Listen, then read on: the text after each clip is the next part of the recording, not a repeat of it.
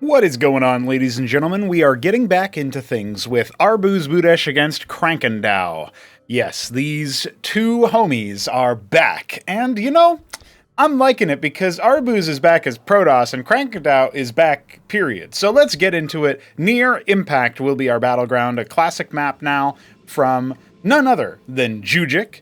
And of course, we have Krankendau here in the top left. He is going to be our... Ooh, it doesn't look like he's the same color. I'm going to say he's chestnut this time. But he was mahogany. I always confuse those two. And we've got, of course, ArbuzBudesh. In the bottom right is the brown Zerg, or Protoss, rather. Krankendau's name is a very big distraction here because it is kind of, it's not red, white, and blue. It's red, blue, and I guess that would be like a vermilion color or something. But either way, he's decided to go for a route where he's going to have himself a colored name with the 1.0 instead of 0.5. He's feeling like he's back at his full strength.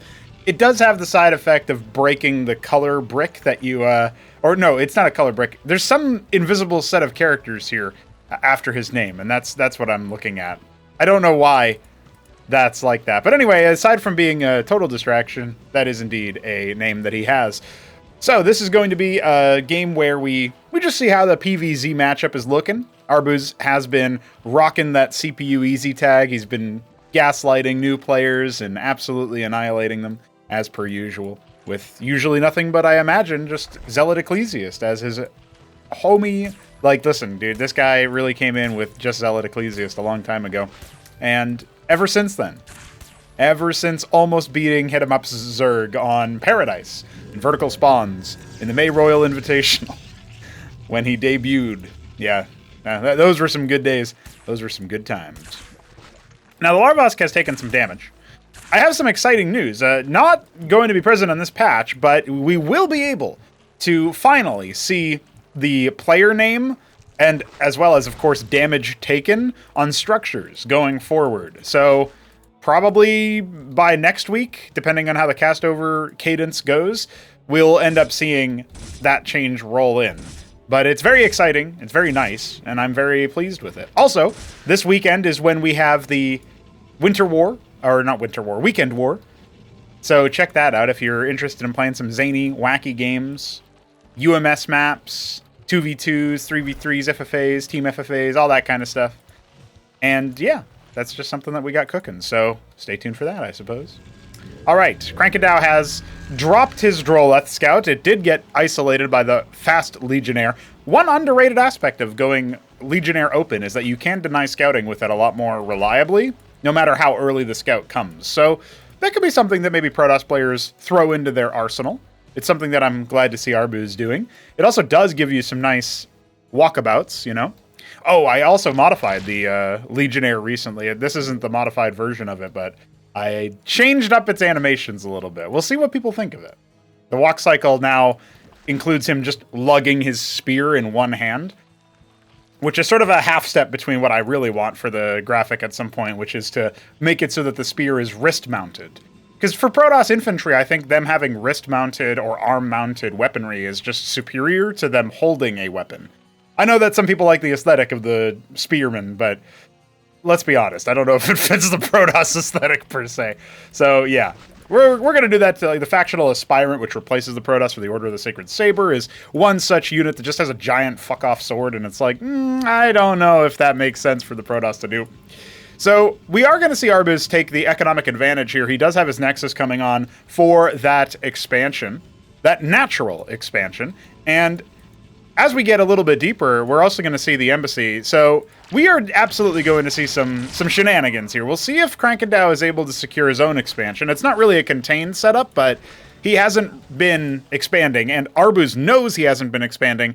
And all of those things kind of coalesce here to make it so that Arbuz should be on the watch for an early military flood. So he's doubling down on the economic route by going the embassy, so he can grab witness, so he can grab, artisans. And Crank has just been pumping military for the time being, and he has gotten the Vornath. So it looks like he'll be rolling the Cannoli build of pushing V. Was it Cannoli who first pushed V, by the way? I know Jack did it. I know Smarty yelled at people for doing it. So it's definitely been a funny little build order that people can do where they just go for the fast Vorvs. That's what the push V stands for. I promise we're not pushing any other kind of Vs. Wink. So, yeah, the Warden is going to come in the mineral line to safeguard versus air, which makes sense. It's also, an anti-drop or what have you. I will say that Amaranths feel like, when paired with Ecclesiasts, it's really hard for Vorvicors to bring them down. It feels like you need Hydras or something like that instead of the Vorvs. But we'll see. Maybe I'm going to be made a fool of. I suppose if you have enough other Zeths behind it, because you have to consume the Zeth to make the Vorv in the first place, so you don't have that much melee DPS. Maybe you can do something like that. Now, there is a pretty nice defensive posture here for Crank. He might decide to just go ahead and push the go button, considering we've got Arbuz across the map, and of course the Ovaleth was here to see that. Now, the Vorvs could get on top of some of these units, ensnare them, and as a result, deny their escape. We are going to see one such Ecclesiast be brought down because of that. He's been butchered. So, that will mean that Arbuz returns home. He's putting up a gateway as a pseudo wall, and he's really made a nice choke to go into his main base. This choke point here is so disgustingly difficult for the pool army to make happen here. And he's got such a nice, dense ball of units. I really don't think Crank can do too much over in this position. He's got a lot of units, right? He's got basically all his military units right there on the doorstep, but I don't know if it's going to be quite enough. Now, the Witness is going to come in here and scout that there's a Hydra Thin and a Zorka Shroud coming up as the follow-up. The whole kitchen sink going to be thrown at ArbuzBudesh's doorstep. No extra expansion, though. I'm not sure that the Witness will have confirmed that for Arbuz, but we can see no extra expo. We are going to see that Prostration stage come up. We're getting some more static defense over here, and hey, Arbuz is feeling a little ballsy. Wants to go ahead and posture. I suppose he's going to be going for pariahs out of the prostration stage. Now we're going to see that engagement. Still a nice little choke using the mineral fields at the other ends of this natural wall-in to sort of block that off. And yeah, one Amaranth goes down, but I can't believe that Crank decides to just fall back. I mean, there's no pressure that says, hey, you're going to kill my units and muscle across the map. There's nothing that implies that. So for Krankendau to abandon this position, it does feel like it's ceding ground that didn't need to be ceded, if you know what I mean. But we'll see. The Lakizilisks are on the way. Those bad boys can burrow and get so many spines in so many directions. We'll see if Arbuz has what it takes to deal with that. Now, sort of pivoting into the Artisan, second prostration stage, we saw a Cantavis be made, so honestly, I think Cantavis Storm is going to be really important over here, but we are getting into those territories where the higher HP units, like the Hydra and the Lakes, are out. It does make it a bit harder for the Cantavis to get some much value at that point. I also don't think that at this point, Zoryus... Yeah, the Zoryus has the Brood Spawn, right? And so when it creates those little guys, they obviously have the Ensnare proc on Death now, and I did nerf it pretty recently, but I don't think that nerf is live in this patch, so we'll see. I'll keep track of that in the middle of the fights, but as of right now, we've got Arbuz kind of flaunting back and forth. He's trying to set up a third base. Krankendau already got his one up at 9 o'clock, so good on him for that. He's definitely taking advantage of the tempo, seeming... Yeah, okay, he wants to try to surround. Okay, Arbuz really needs to get a good storm off here and make it count. He's got an okay position there, but he needs to focus it on a specific area. As Cantavis is kind of just marching across. Now the surround is going to come in for big damage, and of course putting that ensnare onto the pariah. But the Cantavis has so much damage dealt now. It's dealt over 1,600 damage, or just about there, and so it looks like the Protoss will be able to narrowly clean this up. Damn. Okay, that was such a tight fight, and I think beyond a shadow of a doubt, the difference made there was the Cantavis. If that one gets sniped before, that surround really could have overwhelmed what Arbuz had. So we're going to have our players take a breath after that. Nexus nearly complete at the bottom left in the middle of that very long fight, and we've got double prostration stage building plenty of meaty pariahs to sort of serve as the front line of the Protoss. Serve out their sentence, wink. But I will say that as the Zoryus is the pivot away, it doesn't feel to me like Krankendau has the ability to hold from a remaxed Protoss army. We're not there yet for Arbuz, but we are going to need to see like a Legion of Hydras, or maybe getting up to tier 2 somehow in the midst of all of this. And, you know, he does have the double gas base, and he is mining from it, so there's definitely some value potentially in there. Oh, I should mention another thing we're trying to do is I am trying to adjust the collision size of the gas structures to better provide an incentive for the third worker to saturate it, right? So we are going to see over time that players are probably going to end up adding the third mining worker to geysers and maybe also to ridges as time goes on. So stay tuned for that, I suppose. All right, artisans have arrived to harvest Vespene from the 3 o'clock position, and the next is going down there, which means once again Arbuz is taking the economic lead. You know, the worker count has been pretty much dead even. Yeah, you got all these idle workers here at the bottom right, of course, point and laugh, but not seeing anything over here. I think maybe Krankendau just went ahead and sent a worker out there. Yeah, it looks like he's expanding there now. So he's somewhat keeping even, but I think as Zerg you do want the higher economic tempo, right? You want to be able to take a bunch of bases across the whole map at the same time, more or less, and maybe we'll see. Actually, I do have some games of hit about playing Zerg. It's not in this matchup, it's versus Terran, but we'll see those later on. Maybe we'll see a different style of that will give people ideas. Krankendau going to go for the Iral Iris. So tier 2 on the way for our Zerg player, and Arbuz has admittedly kind of taken his foot off the pedal. He's relaxing a little bit, getting his money set up. So he's not been bringing the tempo, bringing the heat to his opponent. A Crucible is going to supercharge his prostration stages. We got a nice little line here of Lekizalisks defensively postured. The Witness has spotted the Hatrosk going down at the mineral-heavy base over here. There are 2 ridges, but this is a fraud geyser. It's been frauded, so it no longer allows for harvesting. Just a doodad. So I'm looking through and seeing what Arbuz has at his disposal. He's mostly investing in static defense here in the extra bases that he's got. And that makes sense because that's when he'll feel comfortable to move out, right? The only problem is, I just feel like looking at this, he probably wanted to pressure the Zerg earlier.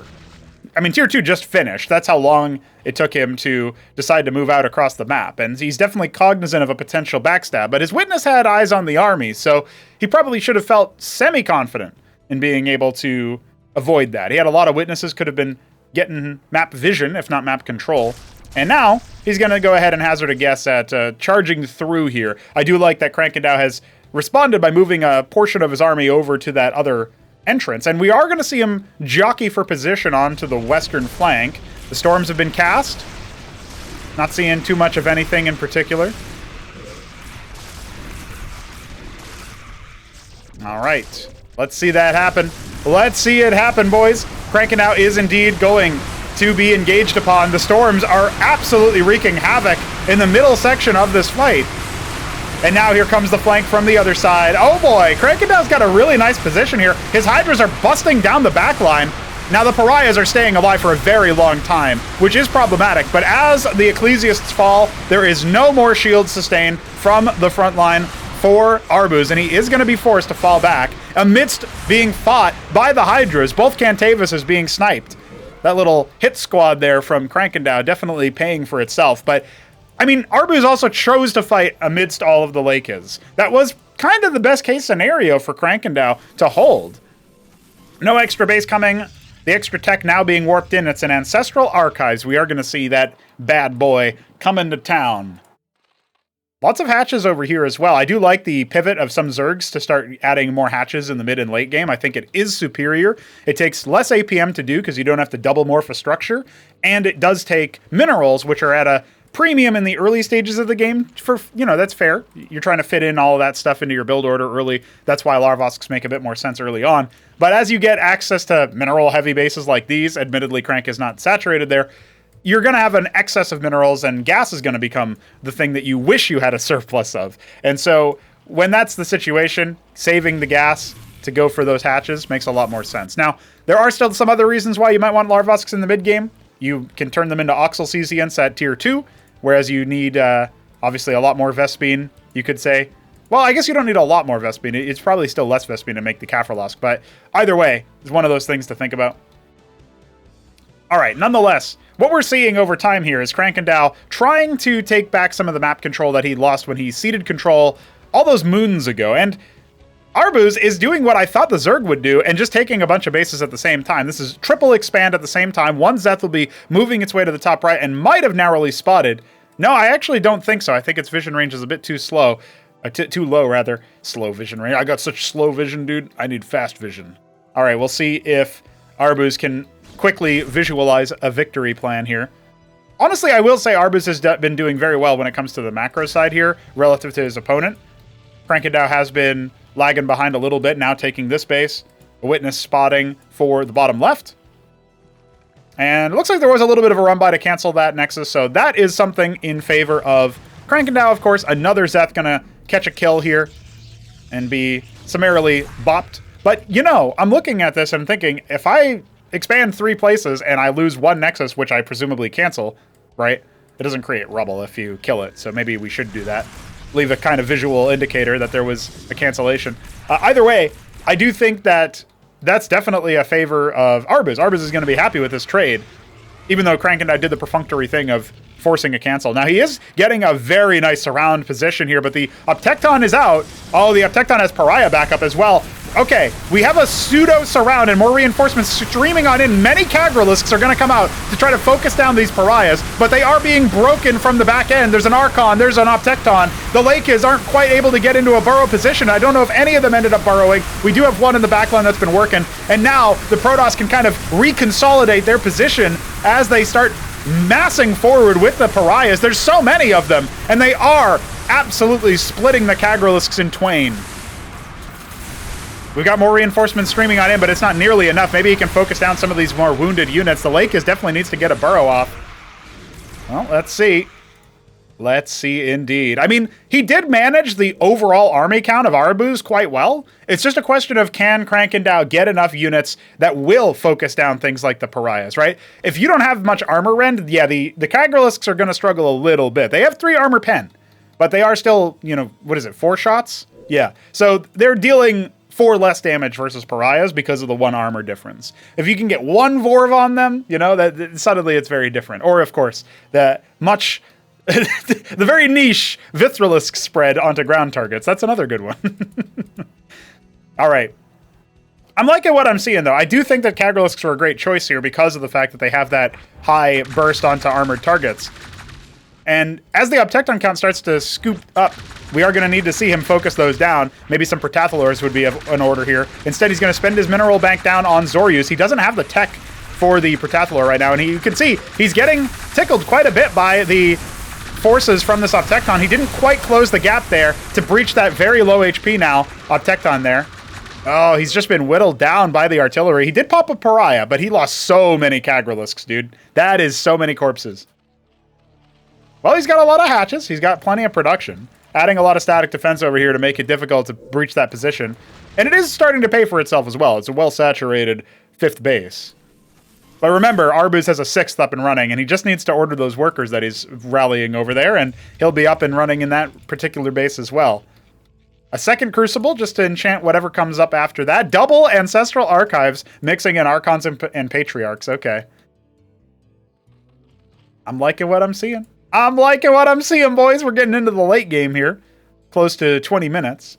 Now, I usually think of the late game as like 30 minutes, but it's probably more appropriate to call it like this. Maybe when Krankendau has tier 3 and Arbuz has a couple more endgame tech structures like a monument or a synthetic synod or something like that. Yeah, that might be a more appropriate term for late game. But we're getting kind of close. You know, we're up to 6 bases for the Protoss player. He is indeed going to go ahead and saturate this. This is giving him double gas as well. I will point out, Arbuz has not capped his gas.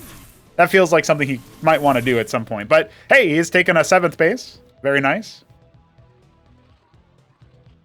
Krankendau now taking a 6th, and maybe go... Oh yeah, he's going to take a 7th of his own. Okay. So, we'll see. Oh my god, they found a single Zeth. Just hanging out, just scouting, just seeing what's up. Okay, there you go. All right. You can see the attempt is here. We're going to set up for the pre-position. The big army fight that might decide the game. It has been back and forth. It's been very cool. I guess if Krankendau really wanted optimal situations for this kind of fight, he would wait for his opponent to commit to trying to attack, say, this base over here with all the anti-surface defense. Or even up here on the high ground or someplace like that, right? Looks like Vorv has spotted that position. Sees that there's a 7th base being erected. Does he know it's the 7th base? Probably not, but he's setting up his own. Oh man, the tension is hanging heavily in the air. We've got 5 Kabbalists being made. Arbu's gonna work those in as he's added. Oh yeah, he's even got a Crucible over here. This is actually a really nice little trick. Starting to work those in, and does he just rally them into a position? Maybe not. We've got a big fight on our hands either way. Now, I will say that the front line is all on one side of this fight for Arbuz, and we do have Zoryus and Vigoralisks to absorb all of the Uptecton pressure. Some Vilgorikors are out as well to get some Carapace cloud cover, as the Kagralisks are just shelling away. Finally, they bring down one of those Uptectons. That was a full HP one. Yeah, Arbuz is going to have to fall back. He's trying to ball up and see what he can do. Admittedly, if we get some focus fire onto those splash damage targets like the Uptectons, we might get to see some more value here. But, oh, Krankendau might have just run out of steam at the last second. He's using the Carapace Swarms to great effect right now. And one of those Uptectons is not long for this world, but it might still end up evacuating 4 Pariahs, returning to the front lines. And that should be enough to swing the balance of power back in Arbuz's favor. He has those Kabbalists in tow as well. We've got many Kagralisks and just a bunch of Zets. We don't have any beefy front lines anymore. Well, you know, the Pariahs have drawn away from the support and the sustain of the Patriarch, so we are going to see them get popped and focused down. But it still might be enough to crack him. Yep, Krankendau GG's and concedes a 21-minute game between him and Arbuz. All right. Hey, look at that. It's a fireworks show. It's a robe. What would you say? It's like a strobe light. It's like, I forget what you would call this, but this definitely evokes like Y2K web design on a MySpace page for me. Anyway, GG's lads. That was a good one. We got to see quite a few things. I think one thing that really helped Arbuz in that game was definitely things like the economic tempo always being in his favor. He expanded faster. He got... Obviously, his 6th and 7th base is up when Crank was still kind of... Or no, it was his 5th and 6th base is up, and it took a while for Crank to get his 5th. That was like one of the major key things where he canceled one base and maybe didn't think to check the other ones. He did spot the smiley face base on Arbuz's side, which is the low ground base closer to the middle. And when he spotted that, right, one of the main things that he tried to do was see if he could attack that, but that's where the army was centralized, and that led us to one of the many big army fights that we saw there. Yeah, I think ultimately we were missing some artillery from Crank. We were missing maybe some kind of anti-armor specialist or something like that. I think he had access to Almaxilisks. I know that they are very expensive, but there wasn't much air splash until the... Obviously, the Pariahs are melee air splash, but until the Patriarchs came out, and even then I think there was only 1 or 2, after the Cantavises died, there was no way for Arbuz to reliably hit air units with some splash, and I feel like Almax could have helped make the difference. So just one more thought there for the Zerg player, but you know, I'm always a fan of the Almaxilisk just because it's not used that much, and so maybe that's why I'm arguing for it. Either way, let me know what you guys thought about this game, and we will be back with some more action, so subscribe and stay tuned for more content. See you soon.